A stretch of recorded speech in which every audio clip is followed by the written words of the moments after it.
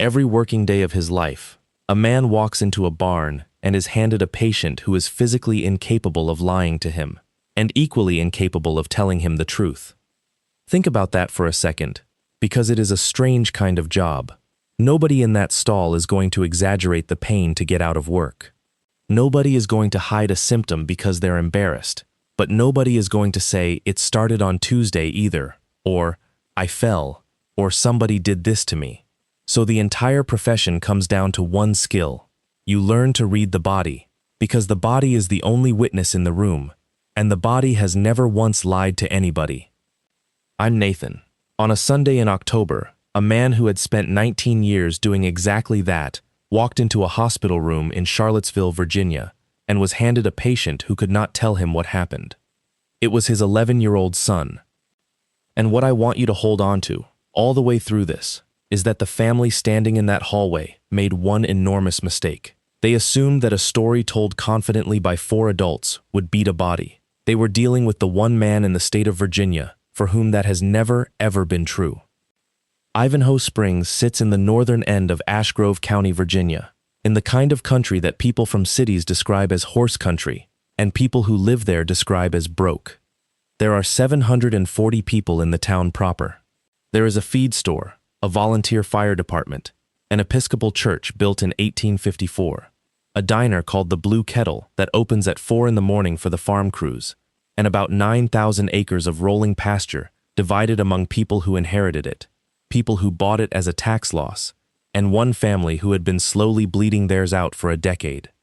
Jonah Brewster was 43, and he had grown up 11 miles east of the town line on a place that ran 40 head of Angus and never once made money. He was a large animal veterinarian, not a small animal practice with a waiting room and a fish tank, a truck, a white F-350 with a Bowie box on the back, a hydraulic lift gate, an ultrasound, a portable X-ray, a drug safe bolted through the floor, and about 200,000 miles on it. He worked out of that truck 7 days a week and did roughly 9,000 miles a year inside one county. His practice was called Brewster Large Animal Services, and it consisted of Jonah, a truck, and a veterinary technician named Beatrix Oyalaran, who was 34, from Baltimore, built like a middleweight, and the only person in the county who could reliably get a twitch on a 2-year-old stallion without help. What Jonah actually did all day was diagnose animals that could not talk. A cow with a fever, a gelding that was 3/10 lame on the left front and had been for 6 days, and nobody could tell him why. A sow that had gone off feed. He would stand in a stall for 4 or 5 minutes, saying nothing, doing nothing, just looking, how the animal put its weight down, which nostril flared first, whether it wanted to lie down, where the sweat was. And then he would find it, and he would be right, and he was right more often than anybody in 3 counties. He had a phrase he'd say to the students the state vet school sent him every spring. He'd say, "The horse is not going to tell you a story, the owner is." And the owner's story is the least reliable thing in this barn. He'd been saying that for 19 years before it mattered. August Brewster was 11 years old, and everybody called him Auggie, and he was, by common agreement, one of the good ones. He was small for 11. He was left-handed. He could imitate 17 bird calls, and did so constantly, in the truck, in church, at the dinner table, until his mother lost her mind about it roughly twice a week. He rode in that F-350 nearly every Saturday from the age of 6, and by 9 he could hand his father a hoof tester without being asked, and knew what a bot egg looked like. And Auggie tied knots. That was the thing about him. Jonah had taught him a bowline when he was 6, because a bowline is the knot you use to tie a horse, and a boy ought to know it, and something in Auggie's brain had latched on and never let go. By 11 he could tie a bowline, a sheet bend, a clove hitch, a trucker's hitch, a surgeon's knot, a prusik, and a highwayman's hitch, the last one one-handed, behind his back, showing off. And he folded paper the same way. Jonah had shown him once, on a napkin at the Blue Kettle, a way to fold a small square note so it locked into itself and could not come open in a pocket, a double loop, one flap tucked back under the other, the way you'd fold a drug label so it stayed shut in a wet glove. Auggie was 7 when he learned it, He'd folded every note he wrote that way ever since. School permission slips, Christmas lists, a note he'd left on the truck seat that said GAS. Nobody else in the family folded paper like that. Nobody else in the county did. His sister was Wren, who was 6, who was afraid of the dark and of nothing else on God's earth, and who had recently informed her father that when she grew up she was going to be a horse. And their mother was Delphine Brewster, who had been Delphine Strawbridge, and who everyone called Della, and who had been slowly leaving this marriage for about 4 years in a way that nobody had said out loud. Stillmeade was 340 acres on Marrowbone Pike, and from the road it still looked like money. There was a stone entrance with iron gates that were never closed. There was a mile of 4-board fence painted black, which costs about $11,000 a year to keep painted, and which had last been done properly in 2019. There was a bank barn built in 1911, with a cupola and a copper weather vane, and behind it a modern 24-stall shed row put up in 2006, when there was still money, and an indoor arena with a sand and fiber footing that had not been dragged properly since the spring. Theo Strawbridge had bought it in 1988 with money from a scrap metal business in Roanoke that nobody in the family ever mentioned, and he had spent 27 years turning himself into the kind of man who got asked to judge at the county fair. He died in 2015 of a stroke in the tack room at 69 years old, and everything he had built started coming apart within about 18 months. Maud Strawbridge was 71. She lived in the main house alone. She wore her late husband's barn coat, and she had the particular hardness of a woman who married up and then spent 40 years making sure nobody could tell. Roland Strawbridge was 46, and he ran the barn. Roland had been a genuinely talented rider until he was 22, and then he had a bad fall at a horse trials in Middleburg and broke his pelvis in 3 places, and after that, he had been a man describing a career he used to have. He was heavy now. He was charming in a loud way at shows and silent at home. He had a way of standing too close to people when he wanted something. Corinne Strawbridge Pell was 38, the middle child, married to a mild accountant in Richmond, and she came out to Stillmeade maybe 4 times a year and always left early. And Della was the youngest. She had grown up on that farm, ridden on that farm, been photographed on that farm in a hunt coat at 9 years old with a ribbon, and had a complicated unfinished thing with it that Jonah had understood for about the first 8 years of their marriage and had stopped understanding somewhere around the 9th. They'd met in 2011 when Jonah was a 28-year-old associate and got called out at midnight for a mare that was down. Della had held the light for 4 hours. They were married in 2013. Auggie came in 2015, the same year her father died, and for a while, the two things braided together in a way that made everybody kinder. The trouble at Stillmeade was arithmetic, and it was not complicated. A show barn like that costs, all in, somewhere north of $40,000 a month to run. Feed, hay, bedding, farrier, labor, insurance, fuel, mortgage. It brings in board, training, commissions on sales, and prize money. And Stillmeade had not sold a horse for real money since 2018. Roland kept buying. That was the thing that made everyone in the county shake their heads. He would go to Europe, or to a sale in Ocala, and he would come back with a big, flashy, expensive young horse that everybody said was going to be the one, and 11 months later the horse would be lame, or unsound behind, or would simply never be quite good enough. He bought a chestnut gelding called Harrogate in 2020 for $230,000. He bought a gray mare called Pennyroyal in 2021. He bought St. Elmo, and Blue Hour, and a big black warm blood called Kettle Black in the spring of 2024 that everybody agreed was the nicest horse to come into Ashgrove County in 10 years.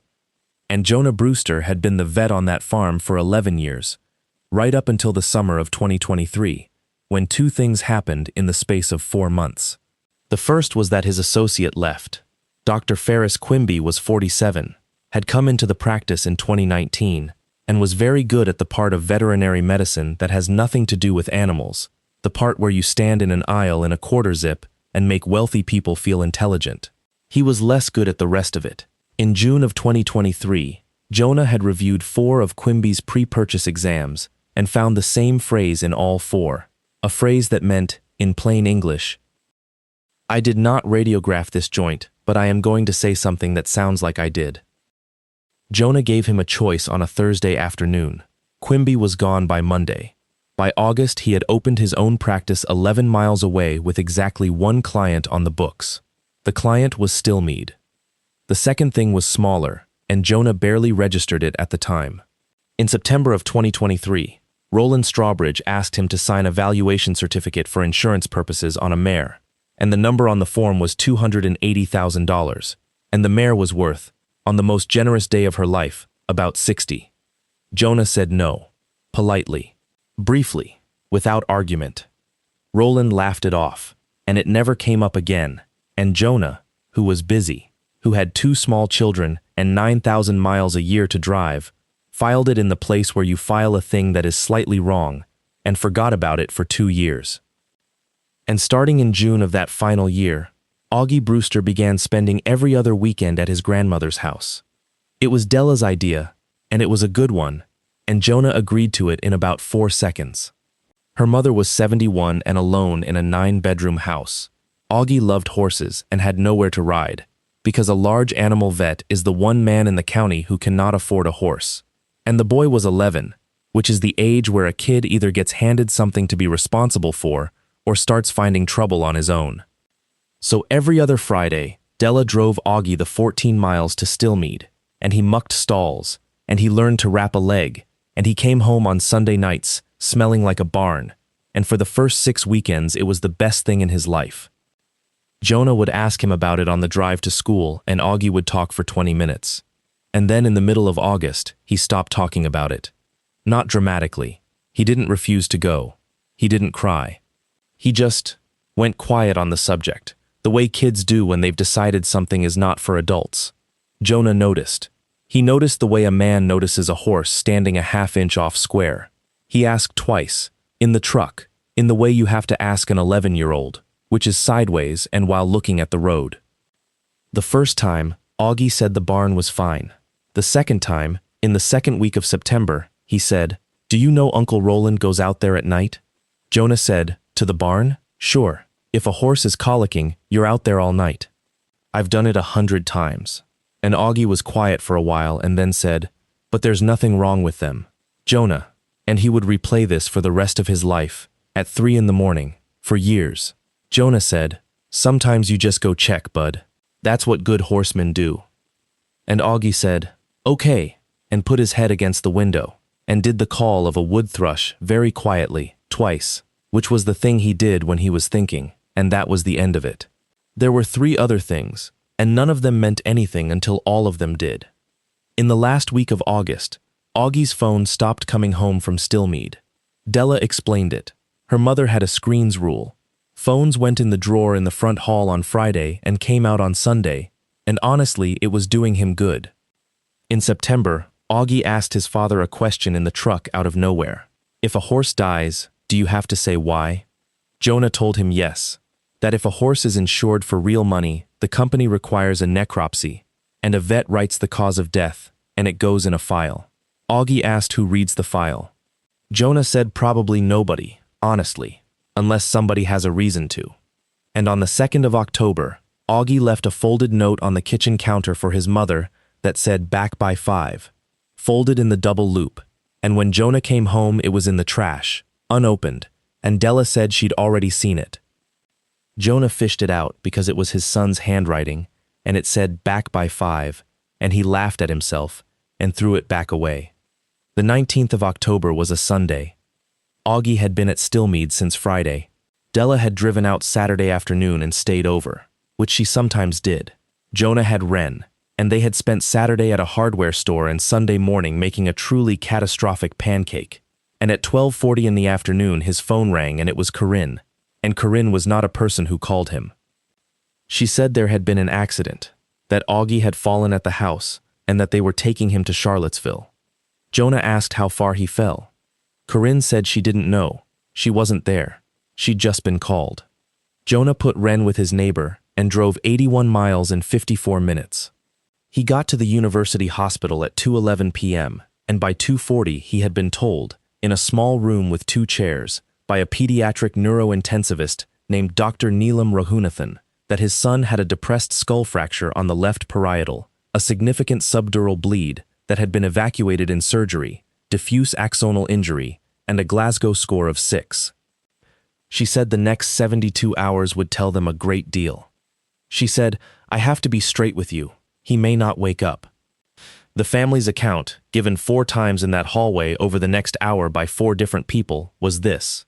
Auggie had been in the back stairwell of the main house, the steep old servant's stair between the kitchen and the second floor, and he had been carrying a laundry basket, and he had fallen down it. Maud said she heard it. Roland said he was in the barn and came running. Della said she was upstairs. Corinne said she'd arrived after. And then, over the next 55 minutes, every one of them left the hospital. Maud went first, at 3:20, because someone had to see to the horses. Roland took her. Corinne left at 3:35 for Richmond. And Della stayed until 3:48, and then said she needed to get clothes and she needed to get Ren, and that she'd be back in the morning. And she kissed her son on the part of his forehead that wasn't bandaged, and she left. At 4:02 p.m. on the 19th of October, Jonah Brewster was the only person in that room.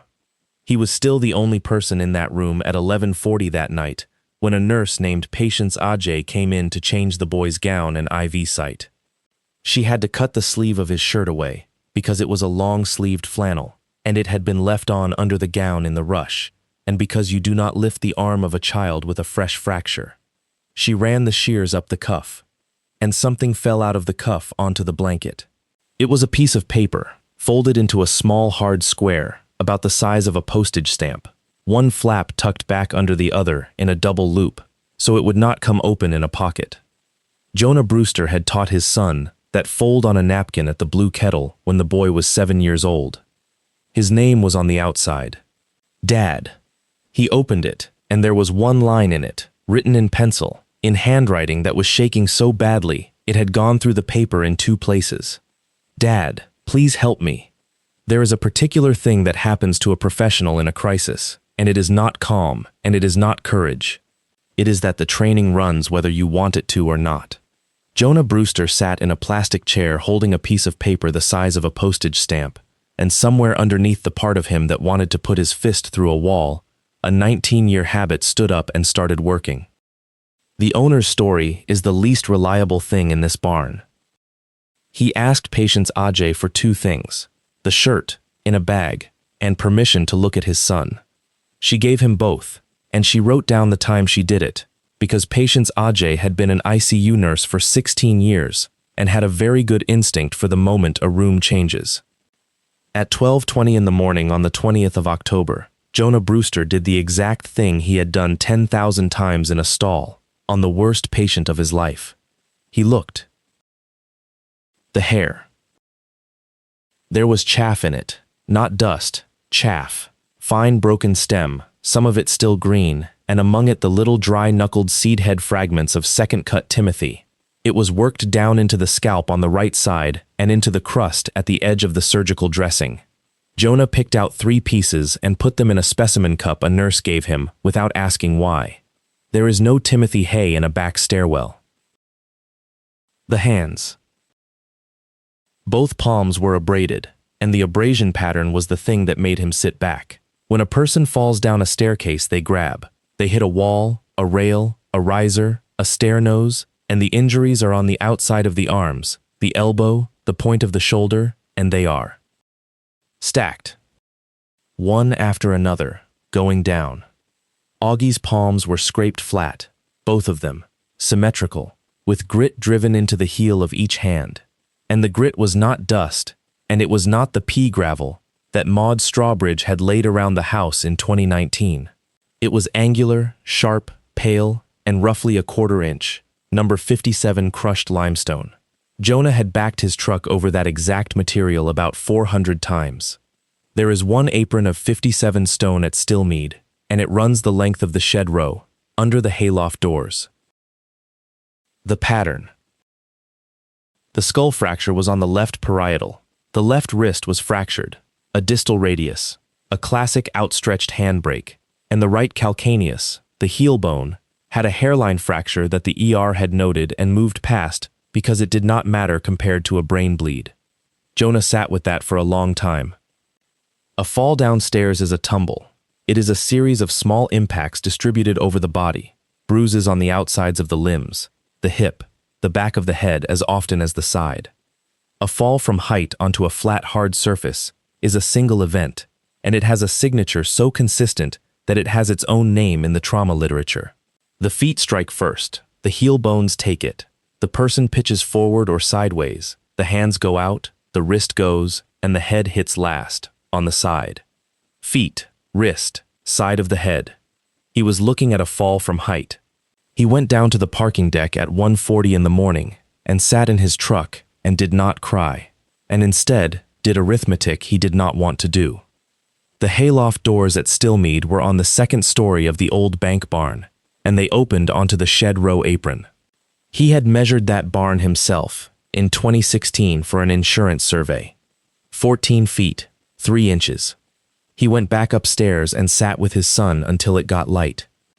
At 8:15 the family came back, all 4 of them, together, which by itself told him something.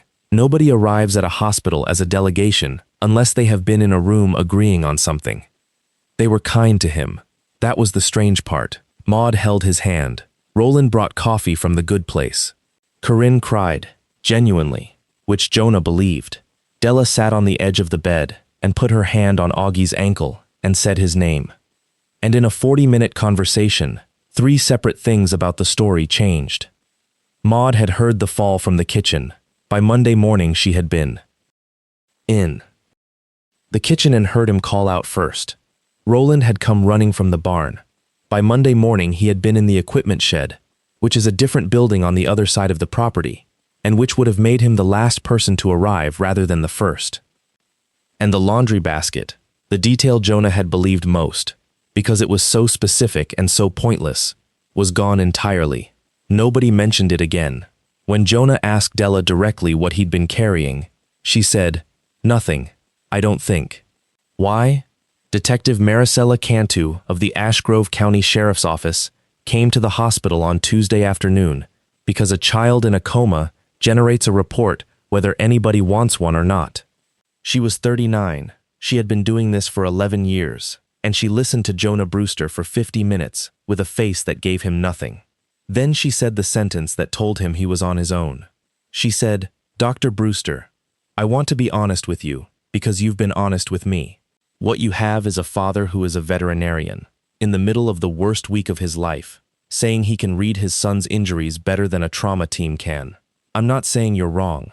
I am saying that I have 4 adults with a consistent account, and a family with money and a lawyer, and I have a boy who cannot tell me anything, and I have nothing else. Bring me something that isn't your opinion." Jonah said, "What counts as something?" And Detective Cantu looked at him for a second and said, "Something that was recorded by a machine, or written down by somebody with no reason to lie." He drove to Stillmeade on Wednesday morning at 6:40, because he was still, technically, a veterinarian with clients on that road, and because nobody had told him he couldn't. Roland was at a show in Lexington. Maud was at the house. The barn crew was 2 men named Ephraim and Tobias, who had worked there 9 years, and who liked Jonah because he had never once talked down to either of them.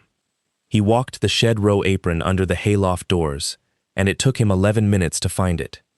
There was a patch of the 57 stone, about 4 feet by 3, where the surface had been raked. You could see it if you knew what raked stone looks like. The top layer sitting proud and evenly graded, no tire tracks, no boot compaction, while the stone 6 feet to either side was packed and dirty and half-grown with the pale weeds that come up through gravel in October. Somebody had raked that patch flat within the last 4 days. Jonah crouched at the edge of the raked area and took 41 photographs with his phone, including 2 with a tape measure laid across it, and then he stood up and looked at the hayloft door above him, which was standing open on its track by about a foot, the way it always was. He went up. The hayloft of a 1911 bank barn is a cathedral. Second-cut Timothy stacked 11 bales high on the north side, the smell so thick it's almost a taste, and dust hanging in the shafts coming through the board gaps like something solid. And on the floor, 3 feet inside the open loft door, in the fine gray chaff dust that settles on everything in a hayloft and shows a footprint like snow, there was a place where a boy had been. 2 knee prints. the scuff of a sneaker toe, and a long smear where something had been dragged or a body had slid, running from a stack of bales toward the open door. And in the stack itself, at the third course up, one bale sat forward of the others by about 6 inches. Jonah pulled it. The gap behind it was empty.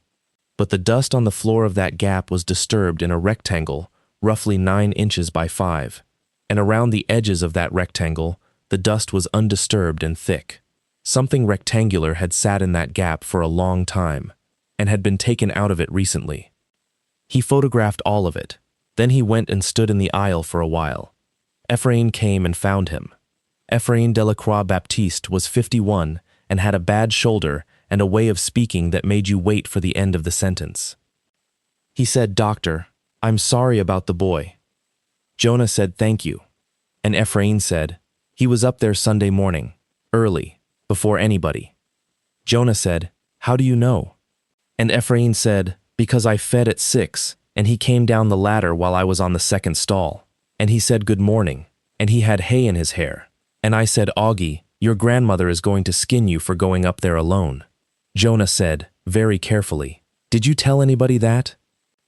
Ephraim looked at him for a moment, and then said, "Nobody asked me anything." Nobody had asked the 2 men who worked in the barn on the day a child was found unconscious 60 feet from it. Jonah asked one more question. He asked what had happened at Stillmeade in the last month, and Ephraim said, "Kettleblack died." Jonah stopped. Kettleblack was the big black warmblood, the one everybody agreed was the nicest horse to come into the county in 10 years. 6 years old. Sound. Jonah had watched him go in a lesson in June and had said out loud to Beatrix, "That is a very, very good horse." Ephraim said he'd colicked on the night of the 26th of September. Fine at 11 when Tobias did last check. Dead by 4 in the morning. Dr. Quimby had come out. They'd buried him in the backfield with the tractor on the 28th. Jonah said, "Was he insured?" And Ephraim said, "Doctor, they're all insured."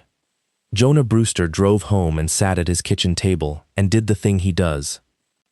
He didn't call anybody. He got a legal pad and he wrote down every horse he could remember on that farm going back 6 years, and then he did what any horseman can do in an afternoon, which is to check them against public results.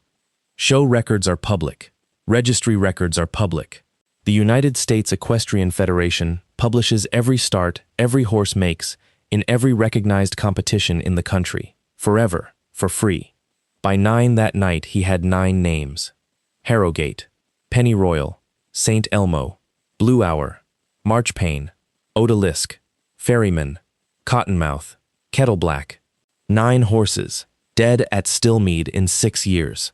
All of them competition horses in their prime. All of them dead of colic or acute cardiac event between the hours of 11 at night and 5 in the morning. None of them older than 11 years old. Jonah Brewster had been a large animal veterinarian for 19 years. He had lost horses to colic. Everybody loses horses to colic. It is the leading cause of death in the species, and it is not rare, and it is not suspicious. 9. In 6 years, in a barn of 24 stalls, all young, all sound, all at night. That is not a run of bad luck. That is a rate about 11 times what it should be. And then he found the thing that turned a suspicion into arithmetic. He put the 9 death dates next to the show record, and 8 of the 9 had one thing in common. Every one of those horses had been withdrawn from an entered competition, or scratched from a sale listing, in the 4 days before. It died.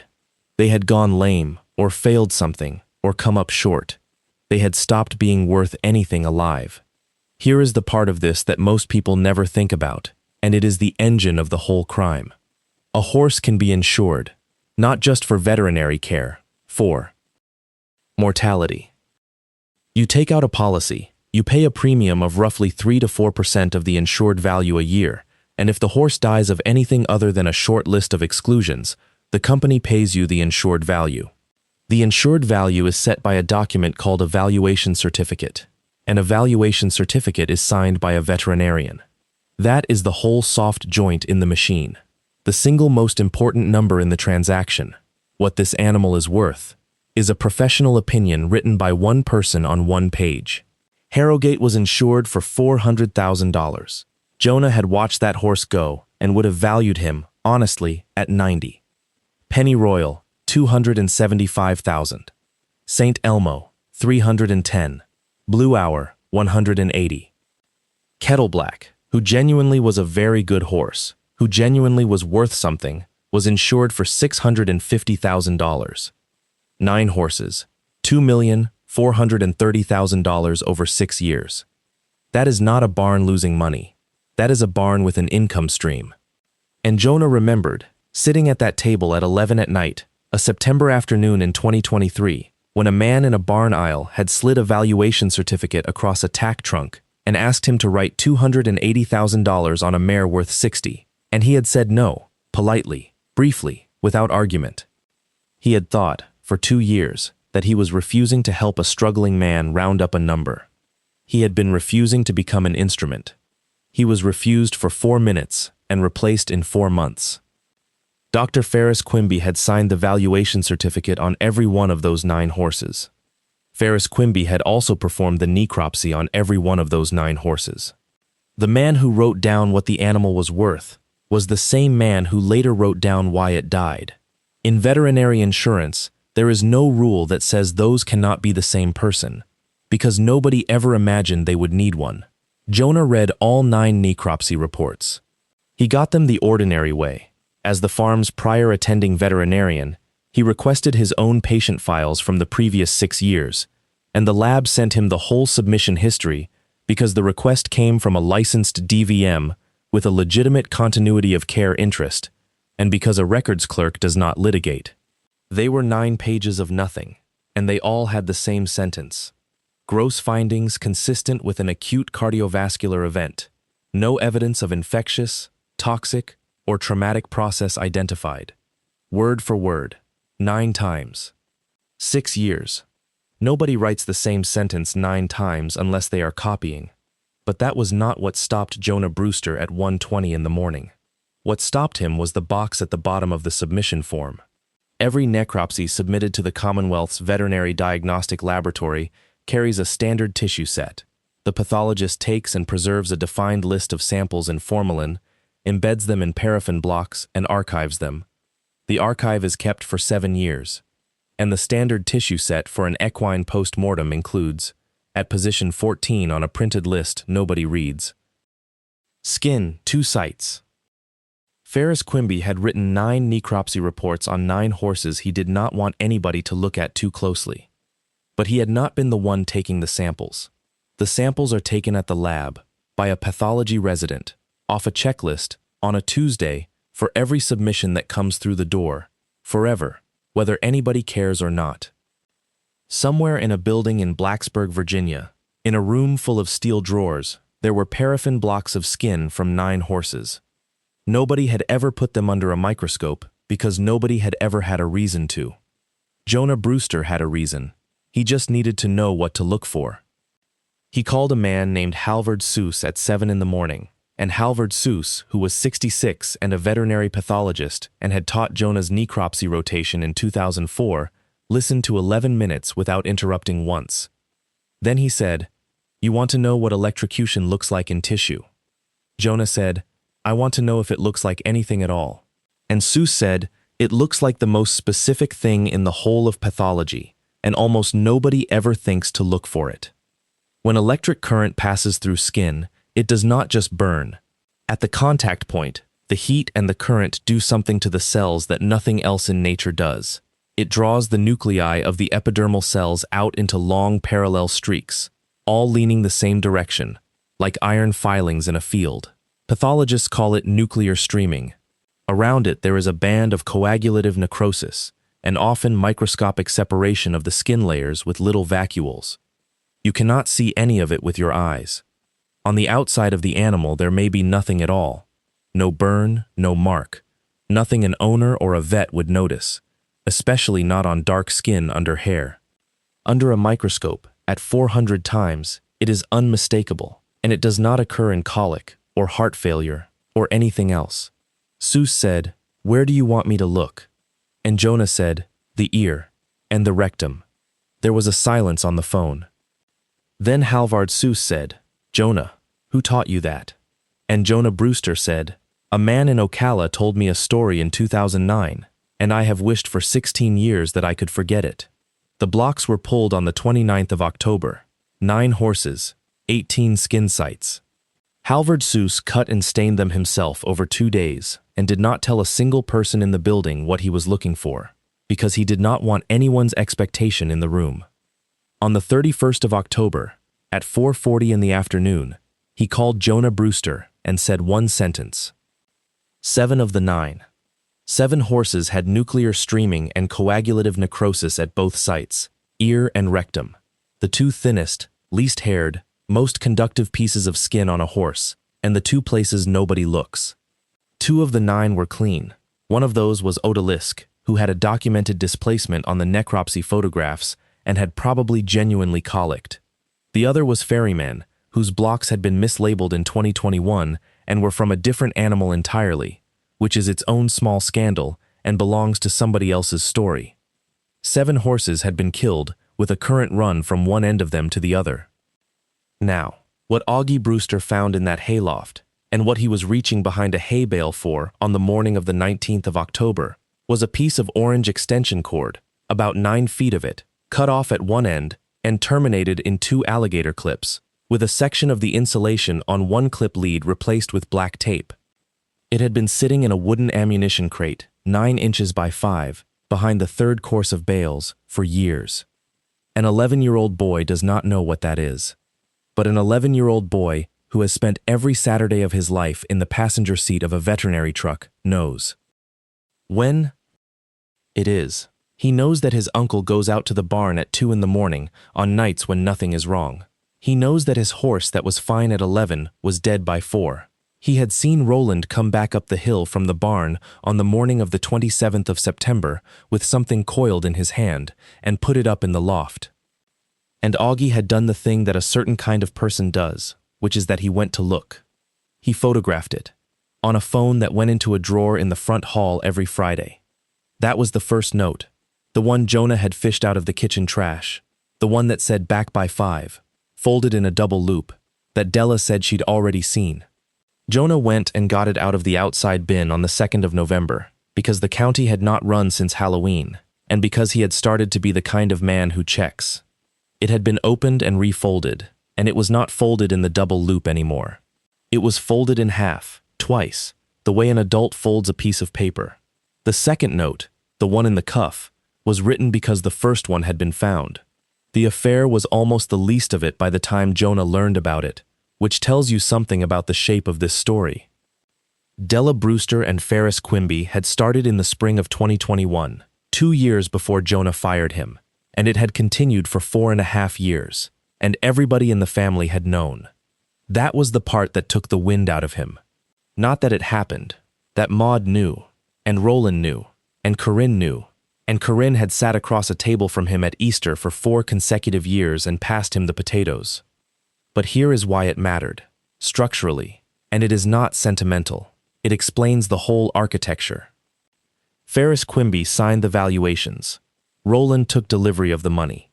Maud signed the policies as owner of record. Della was the one who kept Jonah Brewster, the only veterinarian in Ashgrove County who would have looked at those necropsy reports and gone still, comfortable, incurious, and busy for 6 years. And Auggie's weekends at Stillmeade did not start because a boy needed responsibility. They started in June, 3 weeks after Auggie came home from a Saturday at the county fair and told his mother he'd seen her get into Dr. Quimby's truck. You put the problem where you can watch it. On the 4th of November, Jonah Brewster laid 7 pathology reports, 41 photographs of raked gravel, a hayloft floor, a bale gap, 9 necropsies with an identical sentence, a USEF competition record, 9 insurance valuations, and 2 folded notes on a conference table in front of Detective Maricela Cantu. She read for 50 minutes without speaking. Then she said, "This is the best documented case anybody has ever brought me, and I want you to understand what I'm about to say." She said, "It proves the horses. It does not prove the boy." Roland Strawbridge could be charged, today, with 7 counts of animal cruelty and a very large federal insurance fraud. and a defense attorney would stand up in a courtroom in Ashgrove County and say, "My client is a horse thief. Ladies and gentlemen, he is a fraud and a coward, and he killed animals for money, and he is not charged with any of that here. What he is charged with is hurting a child, and for that, the Commonwealth has a hayloft, a 14-foot drop, some gravel, and a father's theory." "There is no witness," she said. "Your son is the only witness, and he is asleep." And Jonah Brewster said, "Then I'll get you one that isn't a person," because Vespertine had been scratched. Vespertine was a 7-year-old bay gelding, insured for $420,000, and on the 28th of October, 9 days after Auggie went off the loft, while the family was still bringing coffee to a hospital room, he had been withdrawn from the Washington International because of a suspensory. Every one of the 7 had died within 4 days of becoming unsellable. Vespertine had been scratched on the 28th and was still alive on the 4th of November, which broke the pattern, and Jonah understood exactly why. They were waiting for the noise to die down. He had a window, and he knew, because he had spent 19 years learning to read what an animal cannot say, exactly which machine to put in that stall. The most boring object in a horse barn is a heart monitor. A Holter is a small gray box about the size of a deck of cards. It records a continuous electrocardiogram, every heartbeat, time-stamped, for 24 to 72 hours. It runs off 2 leads taped to the chest wall under a surcingle, with the box in a pouch on the girth.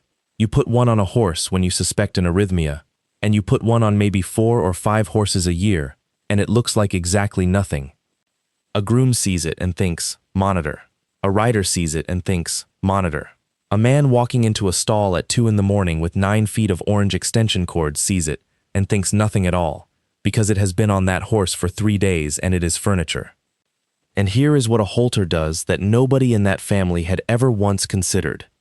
An electrocardiogram is a device whose entire purpose is to record electrical activity in a body. If you run 60 Hz household alternating current through that body, the Holter does not fail. It does not black out. It records it, a perfect, unmistakable 60-cycle sine wave, at an amplitude that no biological signal on Earth can produce, time-stamped to the second, followed by the terminal rhythm of the animal underneath it.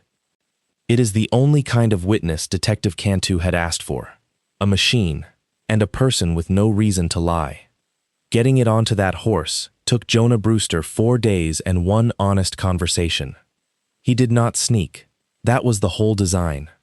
Vespertine's insurance was written on Maud Strawbridge as owner of record, but the policy, like all 9 of them, required, in the standard mortality wording, that the owner obtain veterinary attention promptly for any observed sign of illness, and that the insurer be notified. And on the 2nd of November, a groom named Tobias Renahern had written in the barn's own daily sheet, in his own hand, the words, "Vespa feed AM, dull." Tobias wrote that because he was a good horseman and had written honest daily sheets for 9 years. Jonah Brewster took that sheet, 1 photograph of 1 line, to the insurer. He did not accuse anybody of anything. He said, "I am the former attending veterinarian on this farm. I am a licensed DVM in the Commonwealth. This horse is insured with you for $420,000.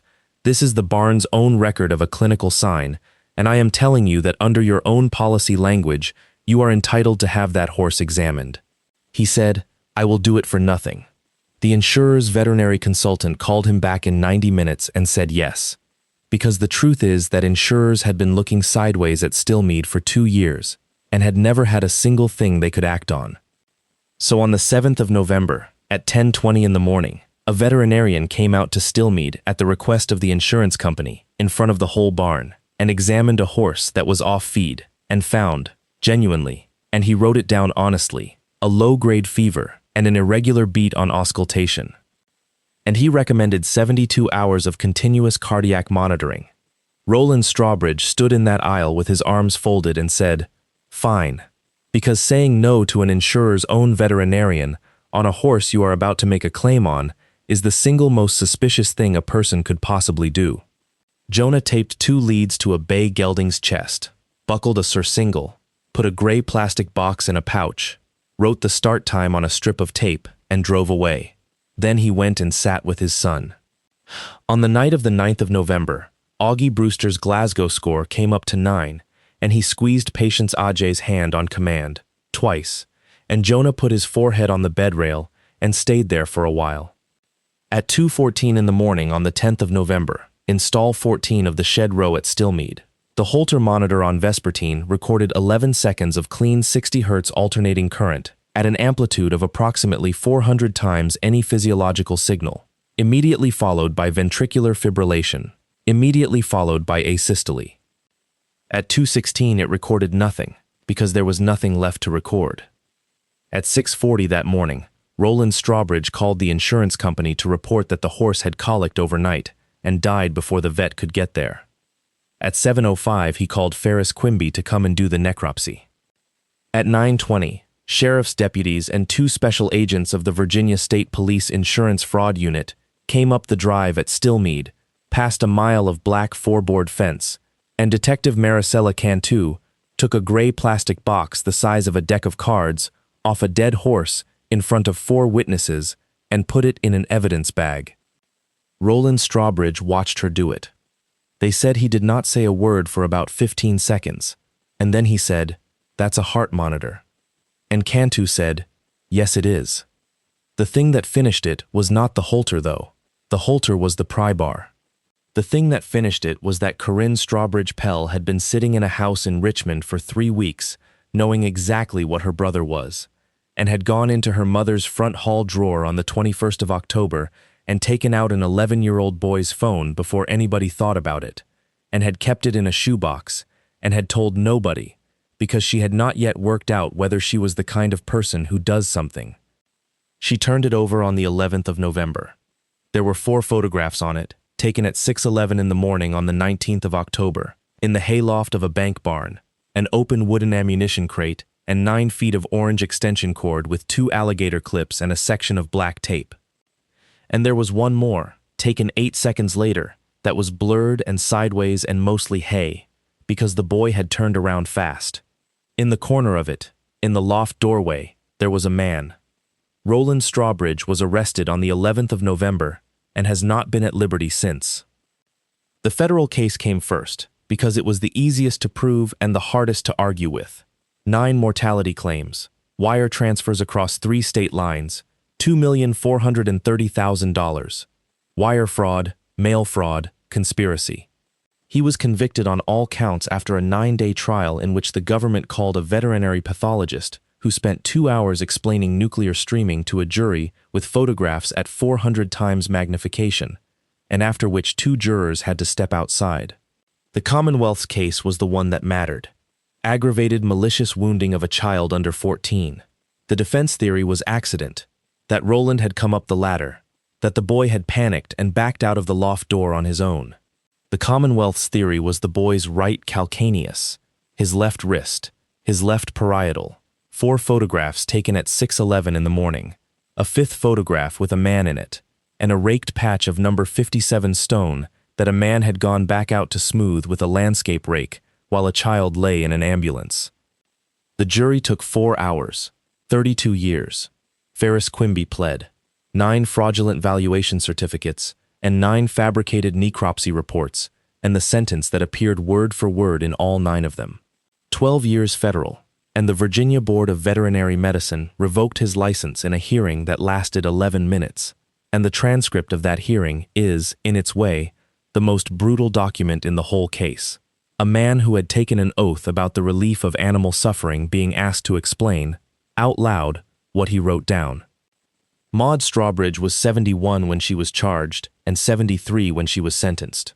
She had signed every policy as owner of record. She said she never knew, and the jury did not believe her, largely because of a phone call she made at 3:20 in the afternoon on the 19th of October, from the parking deck of a hospital where her grandson was in surgery, to her son, lasting 6 minutes. 4 years. She served 22 months. Della Brewster was not charged with anything relating to the horses, because there was no evidence she had ever touched that part of it, and Jonah believes to this day that she genuinely didn't.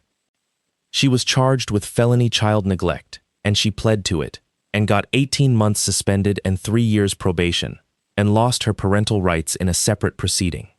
The case against her was one sheet of paper.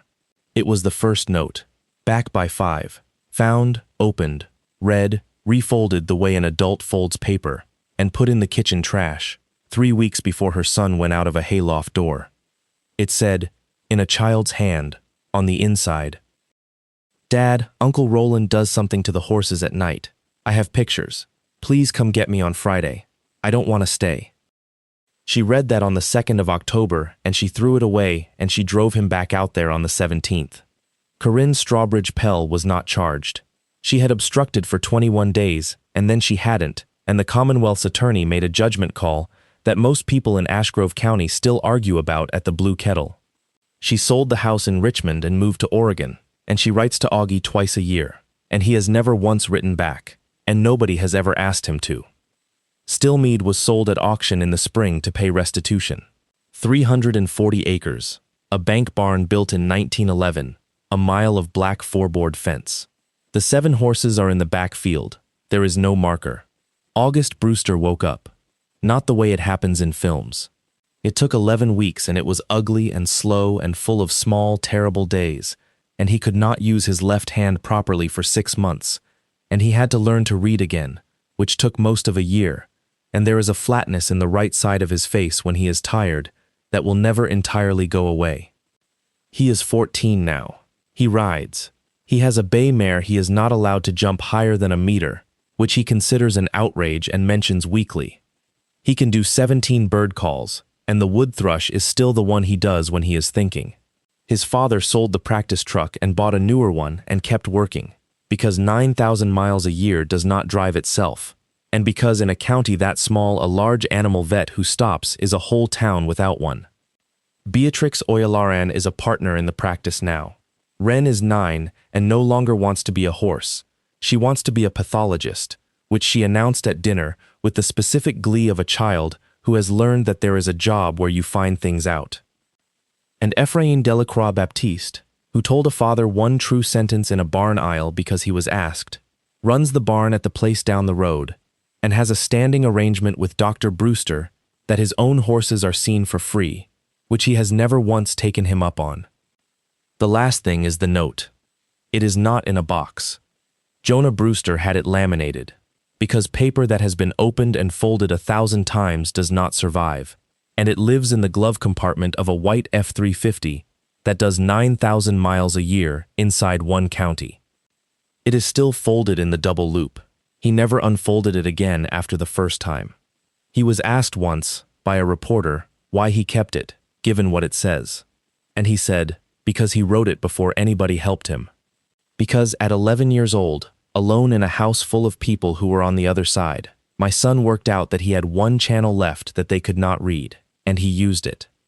I want to end on the fold, because I've been thinking about it for a week and I can't put it down.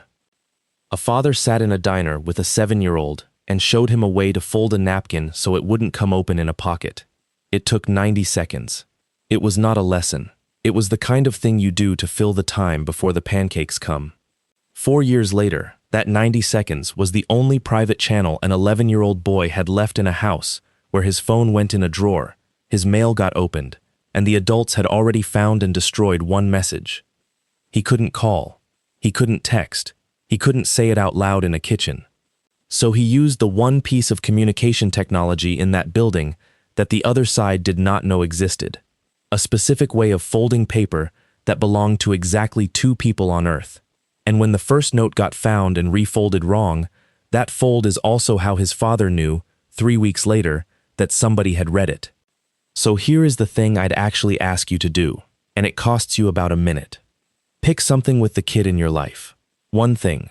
A fold, a word, a knock, a hand signal, a code phrase that means, "Come and get me and don't ask questions in front of anybody."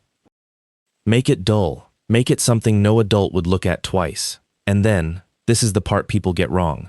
Never, ever use it for anything else. Not as a joke. Not for bring me a snack. A private channel only works if it has been kept clean. And the other half of it, when the small person in your life hands you something that doesn't fit, a sentence about an uncle who goes to the barn at night when nothing's wrong, a note you find in the trash, Do not do what I would probably have done, and what Jonah Brewster did, which is to explain it away with something reasonable and go back to driving. The most dangerous words in this entire story are not the ones on that note.